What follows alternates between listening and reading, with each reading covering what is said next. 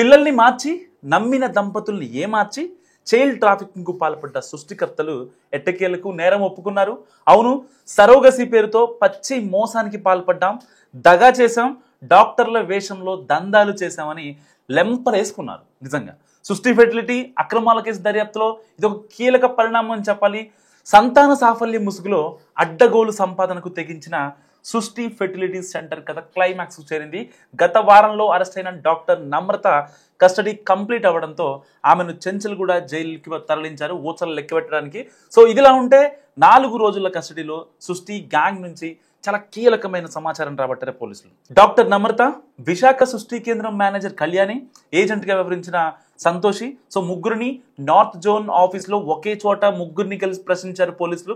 మొదట్లో అంత ఈజీగా వీళ్ళు నోరు మెదపలేదు. కీలక నిందితురాలుగా డాక్టర్ నమ్రతకు గతంలో జైలుకు వెళ్ళి వచ్చిన అనుభవం ఉంది కనుక పోలీసుల దగ్గర కొంచెం తెలివితేటలు ప్రదర్శించింది. సో కానీ పోలీసులు తాము సేకరించిన ఆధారాలని చూపించి మరి తమదైన స్టైల్లో ఇంట్రాగేషన్ చేయడంతో చేసిందంతా కక్కేశారు నిందితులు. దాదాపు 80 ఫేక్ సరోగసీ కేసులు చేసినట్టు కూడా ఒక్కొక్కరి దగ్గర 20 నుంచి 30 లక్షలు దండుకున్నట్లు ఒప్పుకున్నారు డాక్టర్ నమ్రత. ఈ దందాలో తమకు సహకరించిన అనస్థీషియా డాక్టర్, మత్తుమంది డాక్టర్ అంటారు కదా ఆయన, ఆ డాక్టర్ సదానందంకు భారీ నజరాన ఇచ్చినట్టు, సబ్ ఏజెంట్లు కూడా కమిషన్ ఇచ్చినట్లు కూడా కస్టడీలో అంగీకరించారు. సో ఎనస్థీషియా డాక్టర్ ఇంకా సబ్ ఏజెంట్లు అంటే చాలా మంది ఉంటారు, ఇంకా తీగలాగితే డొంకదేంది అనమాట. అసోం, బీహార్, బాంబే, రాజస్థాన్ నుంచి పసికందుల్ని కొనుగోలు చేసి చైల్డ్ ట్రాఫికింగ్కు పాల్పడ్డారట నమ్రత. సో ఇంత చేసి విశాఖలో నమోదైన కేసులో హైదరాబాద్లో ఏంటి హడావుడి అంటూ కొత్త వాదన తీసుకొచ్చారు డాక్టర్ నమ్రత.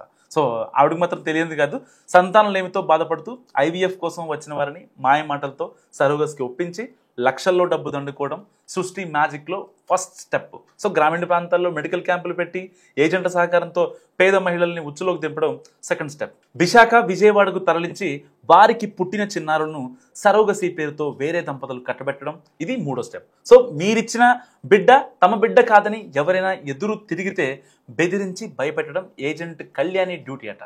సో అటు సృష్టి మాయతో దగాపడ్డ మిగతా దంపతులు కూడా క్యూ కడుతున్నారు. ట్రీట్మెంట్ హిస్టరీ, రిపోర్టులు, నగదు బదిలీ వివరాలతో కంప్లైంట్స్ కూడా ఇస్తున్నారు కన్సర్న్ పోలీస్ స్టేషన్స్లో. సాక్షుల సంఖ్య పెరగడంతో కొత్తగా లభించిన ఆధారాల ద్వారా దర్యాప్తు మరింత లోతుగా జరిగి సృష్టి డొంక ఇంకా కదిలే అవకాశం ఉంది. సో ఇప్పటిదాకా సృష్టి కేసుకు సంబంధించి 12 మంది అరెస్ట్ అయ్యారు, 6 ఎఫ్ఐఆర్లు నమోదయ్యాయి.